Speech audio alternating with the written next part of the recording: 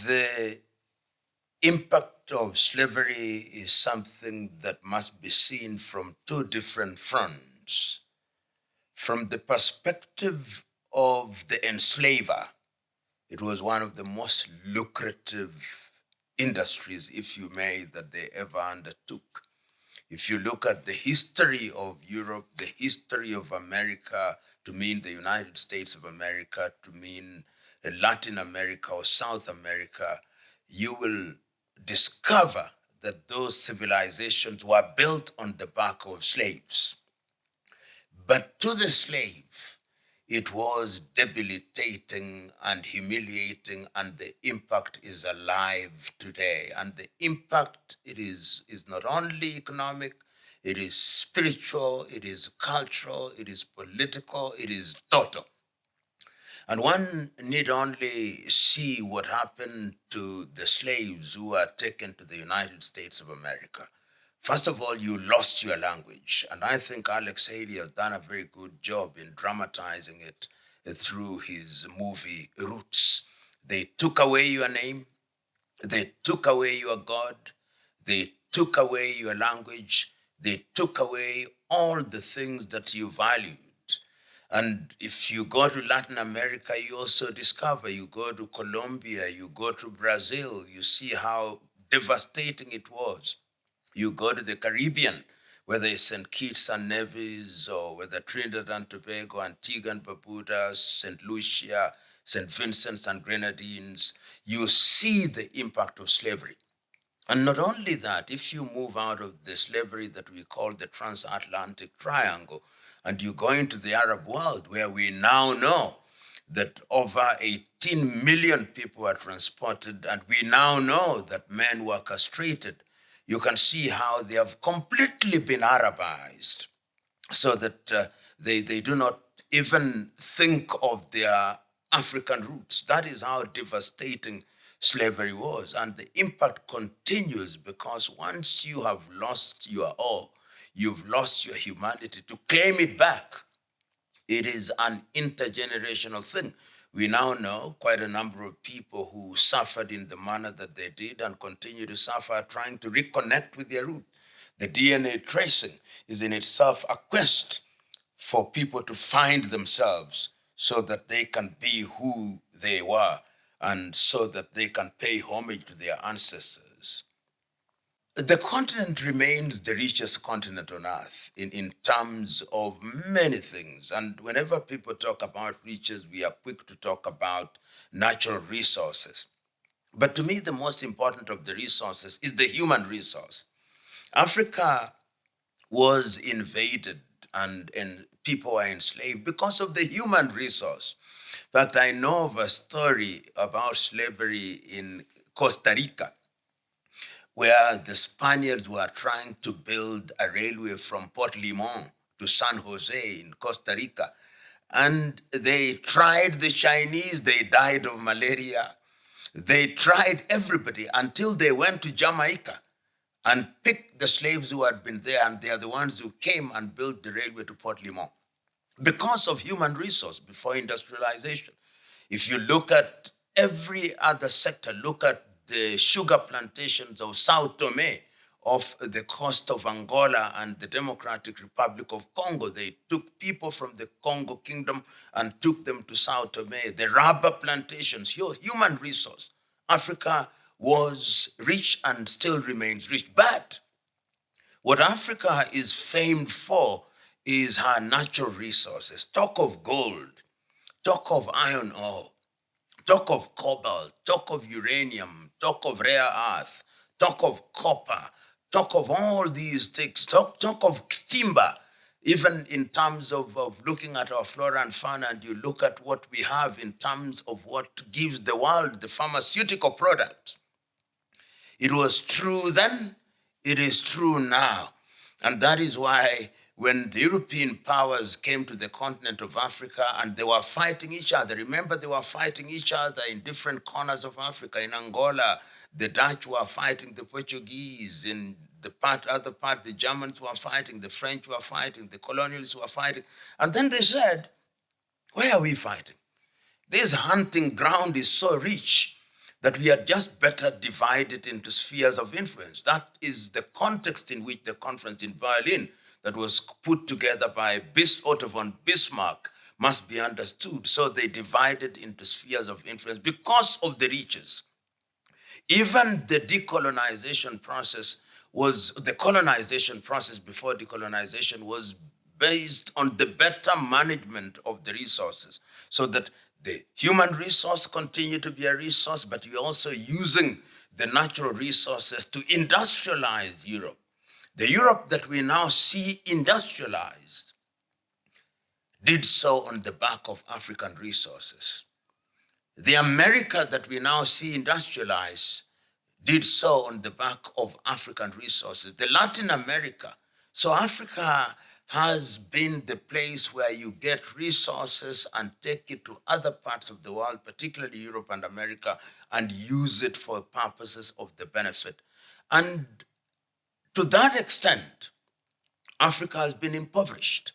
So that Africa is the least industrialized of all the continents, because at critical moments, both her people and her resources have been taken away, and all her attempts at industrialization have been frustrated to the extent that they have not realized their potential. So the impact is huge, but that does not mean that Africa is poor. Africa, with a population of 1.4 billion and increasing, the youngest population in the world, with most of the resources already still resident in the continent of Africa, we only have to change our mind and stop exporting raw products or primary products and begin to have them made here, value addition. Then sooner rather than later, we will be flying on a different plane in terms of converting our resources into things that will improve the quality of our lives. The paradox of Africa is so rich, yet so poor, a paradox. It used to be said, and it was right, that the flag followed the cross, that is as regards Christianity. And as Europe and America were subdividing Africa for economic reasons, they were also subdividing Africa from a religious perspective. So that when you look at Africa, you see the Catholic Church, the Roman Catholic Church to be specific, is one of the largest landowners across the continent of Africa. In every African country, the Roman Catholic Church has large tracts of land. They are the sphere of influence, whether you are talking about their presence in Uganda or in Kenya or in Angola or in all those other countries. Remember, the Roman Pope was a politician. And in the 15th and 16th century, when the oceans were being subdivided for exploration, it is the Roman Catholic Pope who divided the oceans between Spain and Portugal at that time. That is the Roman Catholic Church. The Anglican Church, whenever you saw the British, they also came with the Anglican Church. And remember, I keep on reminding those who are in the Anglican tradition that the Anglican Church was created through a rebellion in 1534 when King Henry VIII was denied the right to annul his marriage to Catherine of Aragon so that he could marry Anne Boleyn. And he became the head of the Roman Catholic Church. The British monarch is the head of the Roman Catholic Church. So this is an established church. Wherever they went, you see the governor's house, and next to the governor's house is the archbishop's house. Either it's in Kenya, or in Uganda, or in Tanzania, or in Ghana, or in Nigeria, or in Zimbabwe, spheres of influence. And where the Germans were dominant, you see the Lutheran Church. And where the Scots had a presence, you see the Presbyterian Church. So it is true that religion was used. And the Bible has been used in very negative ways.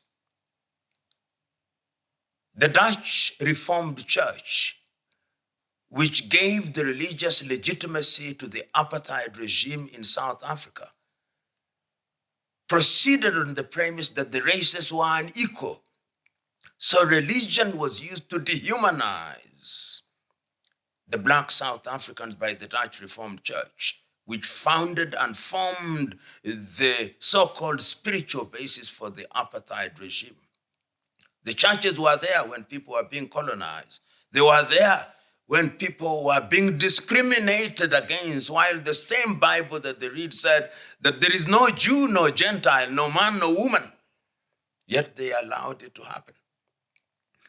The religion was used to pacify, and the culture and the whole idea of turn the other cheek. Religion did not preach being a keeper of one's brother or sister. Religion did not assert that we should be good Samaritans. The people in religion became bad Samaritans. And it is instructive that in the recent past, the Roman Catholic Church has apologized. The Anglican Church has apologized because they know that they were complicit both in slavery and in colonization, and that they continue to do harm in the name of religion. Islam is not innocent. Islam, which is articulated in the Quran, is quite clear about the things and how you should deal with people. But Islam also became an instrument of Arabization, which was not what the Prophet Muhammad, peace be upon him, prescribed. But those who are bringing Islam to the coastal part of Africa also used it to Arabize the population. The net effect, therefore, when you talk about the impact and the influence of religion in the continent of Africa, is that it's part of the problem rather than part of the solution. That does not take away the fact that there are certain good things that these religious organizations also did. We must not be all negative. It's true that in a number of areas they improved education, therefore eliminated illiteracy. It is true that they built hospitals and therefore helped in the reduction and elimination of diseases. But when you put it on the weighing scale, the impact, the negative impact of religion psychologically and otherwise continues to be an albatross that hangs on the neck of the people of color in Africa. And something must be done to decolonize religion in order that we may indeed enjoy the dividends of a relationship with God. And if you look at the history of Africa, there have been attempts at fighting that. In the 16th century, in the Democratic Republic of Congo, what we call it now, in the Congo Kingdom, there was a lady called Kimpavita or Donna Beatrice, who told his people that indeed, of course, debatable, Jesus was black and was a Congolese. But I can understand where Kimpavita or Donna Beatrice was coming from. She was trying to tell the people that we should not simply accept the version of Jesus that has been brought to us from Europe and America. And when Donna Beatrice left, in the same Congo, there was Simon Kimbangu, who also came and made certain contribution. In fact, when Kimbangu died in 1951, he had already predicted that Congo would be free. He had already predicted that there would be economic recovery.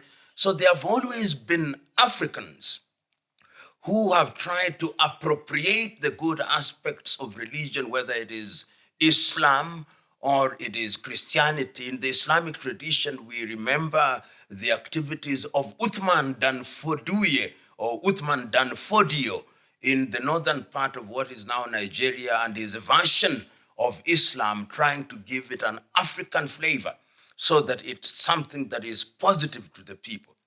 So whenever we talk about religion, we must understand that it had and continues to have a very negative impact on African peoples, preaching a gospel where we think that prayer without work will be the mother of all the things we have ever wished for. Yet we know that the divine instruction was that you shall eat by the sweat of thy brow. You know, religion is man-made. And anything that is touched by man and made by man particularly many of these organizations, including religion, they have an agenda, hidden or otherwise. So the more religious you are, sometimes the less spiritual you are. Because religion creates hierarchy. You have the archbishop, you have the pope in the Roman Catholic, you have the cardinals, you have the archbishops, you have the bishops, you have the priests, and all of them enjoy Pharisaic life. They love life. And we have history of popes who engaged in all manner of criminal activities.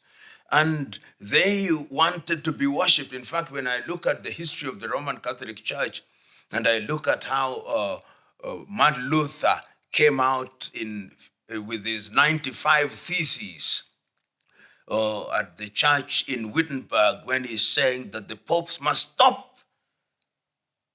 using the church for evil purposes. It was a rebellion against religion. When you look at the Anglican Church, you can see how religion was used to deify man. When you look at Islam, we have had versions of Islam where people preach everything that is contrary to the instructions of Allah and the Prophet of God, Muhammad, peace be upon him. And all these tell you that we lost our spirituality. And one of the things that Western religion did was to attack African spirituality, so that you lost your connection to God. Because in many African communities, the connection between man and God was a direct thing. And you had your ancestors interceding for you, which they said was unchristian, but yet when you are Christian, you pray to the God of Abraham, Moses, and Joseph, who are their ancestors, and they tell us we must not mention our ancestors when we are praying. So it is true that one of the things that attacks spirituality and creates a distance between us and God is organized religion, which we now know by dint of history, and even as we observe today, has some of the most corrupt practices, some of the most pernicious practices against men. We have seen cultic religions which have come where individuals become rich at the expense of their congregants. Religion is the thief of spirituality. You know, when you look at religion, specifically spirituality rather than religion, God, in his own divine way, having created man, ensured that man's environment, wherever he or she was, whether he's in Europe or America or in the Middle East, there is a sense in which your connection with him, to mean God, was mediated through many ways, including nature. And you look at every tradition, even if you choose to look at the books which are written, many African spirituality is not rendered in written books which were destroyed. But look at the Christian Bible and the Old Testament, which is fundamentally the Jewish Torah. You can see how they were praying to their God, how they went to the mountains, how they had prophets such as Elijah saying that it will not rain, and then it did not. What is the difference between Elijah and some of our seers amongst the Agikoyo of Kenya, or amongst the Zulu of South Africa, or amongst the Luo then of Sudan, or amongst the Yoruba, or amongst the Igbo, or amongst the Nama in what is present-day Namibia, or among the Temne, or among the Wolof, or among the Dogon in Mali? There is no difference. And those who want to destroy and confuse you, when they come and attack you, the first thing they do is to attack your God, attack your spirituality, because once there is a spiritual disconnect between you and your God, then you can be dominated. And then you lose everything.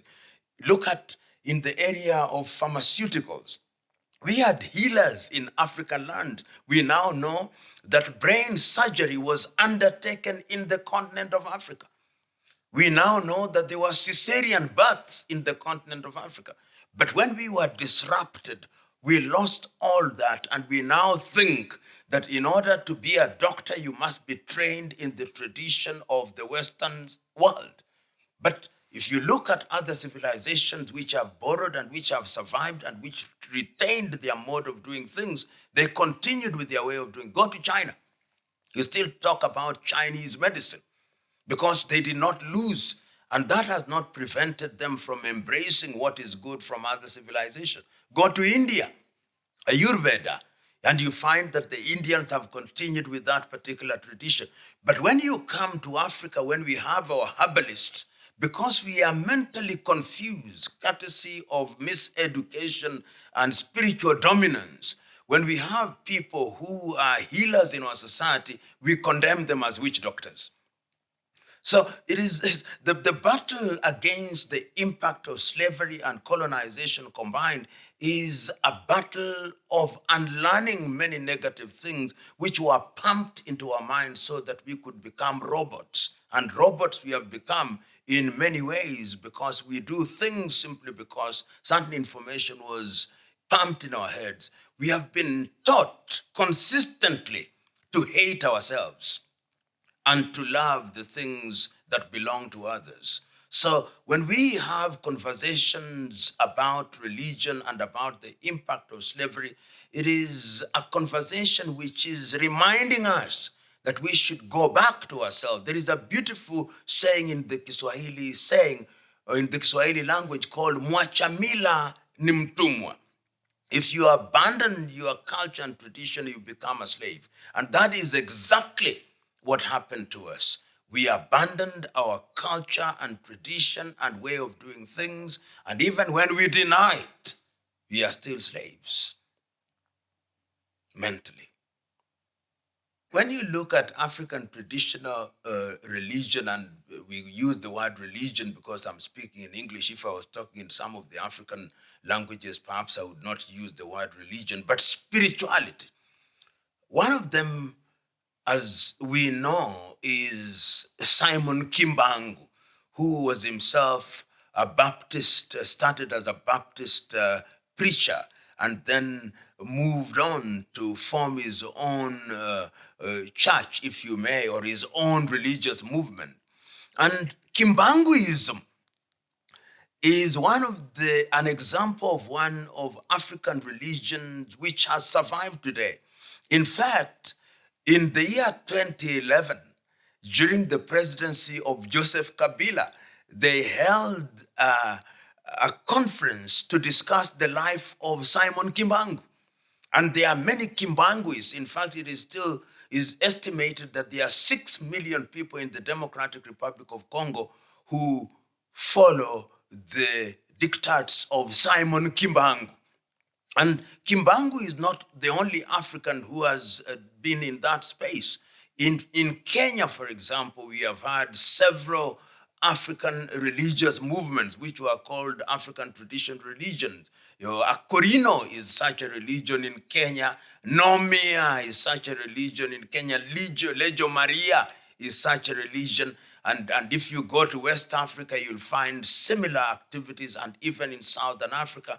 And what has happened is that these African religions have much more spiritual rigor as opposed to the very formalistic Western religions like the Catholic Church or the Anglican Church or the Episcopalians who are now in the United States of America and are in communion with the Anglican Church, or the Methodist Church or the SDA Church. African religion is indeed alive and well.